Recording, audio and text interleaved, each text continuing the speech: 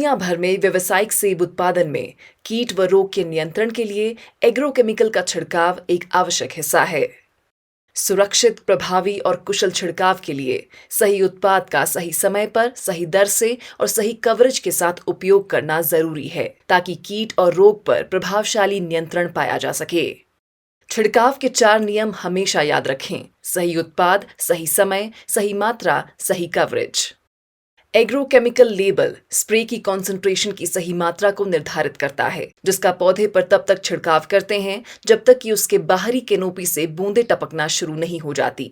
इस प्रक्रिया को spraying to the point of run off कहा जाता है। इस रन ऑफ पॉइंट तक पहुंचने के लिए स्प्रे की मात्रा पौधे के आकार पर निर्भर करती है। जैसे बड़े पेड़ों को ज्यादा स्प्रे की आवश्यकता होती है। हिमाचल प्रदेश में प्रभावी एग्रोकेमिकल की अच्छी रेंज उपलब्ध है। यदि रसायन की क्वालिटी लेबल के अनुसार है, तो ऐसे में कीट और रोग की समस्या का कारण सही समय पर स्प्रे ना करना या आवश्यक मात्रा में स्प्रे ना करना हो सकता है। हिमाचल प्रदेश में अलग अलग प्रकार के स्प्रेयर उपलब्ध हैं और प्रत्येक स्प्रेयर की सीमाओं को समझना बहुत महत्वपूर्ण है, ताकि ये सुनिश्चित हो सके कि प्रभावी स्प्रे कवरेज किस स्प्रेयर से प्राप्त होगी। बोनी किस्म के रूट स्टॉक्स पर लगे हुए आधुनिक पौधों को आसानी से हस्तचालित स्प्रेयर द्वारा एक फैली हुई महीन बूंदों की स्प्रे कर सकते हैं। ये बड़े वृक्षों पर बड़ी बूंदें बनाने वाले नैरो जेट स्प्रेयर की तुलना में ज्यादा प्रभावशाली हैं। हवा के बहाव के साथ छिड़काव करने से कवरेज कम होती है। आधुनिक पेड़ों में सबसे अच्छा कवरेज हमें ऊपर हवा की तरफ छिड़काव करके और ओवर स्प्रे को भी वापस पेड़ पर आने देने से मिलेगा। स्प्रे करने वाले को स्प्रे के प्रभाव से बचने के लिए हवा की दिशा में खड़े होना चाहिए। छोटे खुले कैनोपी वाले पौधे को एक तरफ से स्प्रे किया जा सकता है, लेकिन बड़े पेड़ों को हर तरफ से स्प्रे करने की आवश्यकता होती है। रन ऑफ होने के बाद छिड़काव ना करें, ये सिर्फ जमीन पर रसायन को बर्बाद करना होगा। एग्रोकेमिकल्स एक जहर है जो बगीचों में कीटों या रोगों को मारने के लिए प्रयोग किया जाता है। दुर्भाग्य से ये रसायन इंसानों के लिए भी घातक होते हैं। रसायन त्वचा, सांस और खाने के जरिए इंसान के शरीर में प्रवेश कर सकते हैं और इनमें त्वचा के संपर्क से सबसे अधिक शरीर में प्रवेश संभव है। बड़ी मात्रा में रसायन के संपर्क में आने से तुरंत केमिकल पॉइजनिंग हो सकती है। वहीं बार बार छोटी मात्रा में रसायन के संपर्क में आने से भी केमिकल पॉइजनिंग हो सकती है।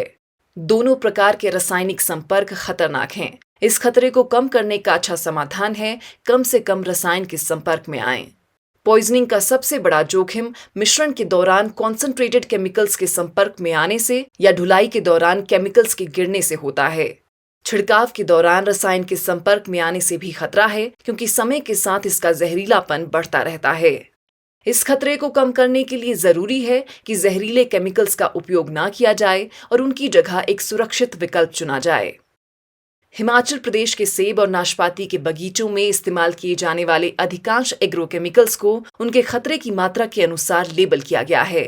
अक्सर जो एग्रोकेमिकल्स इंसान के लिए घातक होते हैं, वो फायदेमंद कीटों को भी नुकसान पहुंचाते हैं।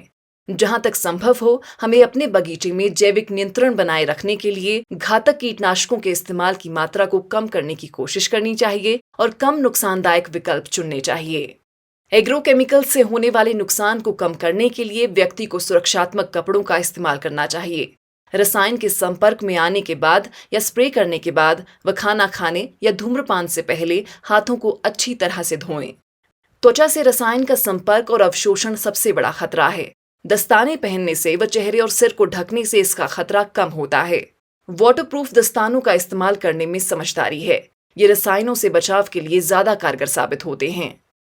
याद रखें, स्प्रे करने के तुरंत बाद हाथों और त्वचा के उन हिस्सों को साफ कर लें जो रसायन के संपर्क में आए हों। ठंडे पानी के इस्तेमाल से त्वचा में रसायन के जाने का खतरा कम होता है। साथ ही उन कपड़ों को भी बदल लें और धो लें जो रसायनों को मिक्स करने और स्प्रे के दौरान इस्तेमाल किए गए हों। कंटेनर को 3 बार साफ करना भी एग्रोकेमिकल्स मिक्सिंग की प्रक्रिया का हिस्सा है। स्प्रेयर की नली और पंप को इस्तेमाल करने के बाद साफ पानी से साफ करें। इससे क्रॉस कंटामिनेशन नहीं होगा और ये स्प्रेयर को सही काम करते रहने में मदद करेगा। रसायनों को ठीक से स्टोर करना भी जरूरी है। इन्हें ठंडी और अंधेरी जगह में रखना चाहिए ताकि खराब ना हो। इन्हें बच्चों और जानवरों की पहुंच से दूर रखना चाहिए। पौधों और फलों पर एग्रोकेमिकल के अवशेष समय के साथ खत्म हो जाते हैं। जिन पेड़ों पर ताजा छिड़काव हो उन पर काम करने से बचना चाहिए और ऐसे पौधों से इंसान या जानवर के खाने की उपज जैसे फल या पत्तियां एकदम नहीं लेनी चाहिए। कुछ एग्रोकेमिकल उत्पादों के लेबल पर वेटिंग पीरियड होते हैं। ये वो अंतराल है जो अंतिम छिड़काव के बाद सुरक्षित रूप से उपज काटने के लिए दिए गए दिनों की संख्या होती है। सभी उत्पादों को खाने से पहले अच्छी तरह से धोएं ताकि रसायन का कोई अवशेष ना रह जाए। याद रखें, फायदेमंद स्प्रे तब होता है जब आप खतरनाक रसायनों की जगह कम नुकसान पहुंचाने वाले चुनिंदा विकल्पों को अपनाएं जो बगीचे में जैविक नियंत्रण के लिए कम हानिकारक हों। जब आप छिड़काव कर रहे होते हैं तो कॉन्सेंट्रेटेड रसायन से दूरी बनाकर रखना आवश्यक है और अगर थोड़ा सा भी रसायन छींटों के जरिए गिरता है तो उसे तुरंत साफ करें। दस्ताने पहने, सिर और त्वचा को ढकें और छिड़काव के बाद और खाने से पहले कपड़ों और त्वचा को साफ कर लें। कोशिश करें कि स्प्रे को सांस द्वारा अंदर ना लें। प्रभावशाली स्प्रे करने के लिए 4 नियम अपनाएं। सही उत्पाद का चयन करें, सही समय पर सही मात्रा में इसका उपयोग करें, जिससे हम एक सही और उचित स्प्रे कवरेज को हासिल कर सकें। बड़े पेड़ों पर स्प्रे करना मुश्किल है, परंतु क्लोनल रूट स्टॉक पर आधुनिक सघन तकनीक से लगे छोटे पौधों पर स्प्रे की कवरेज व कीट नियंत्रण ज्यादा प्रभावी होता है।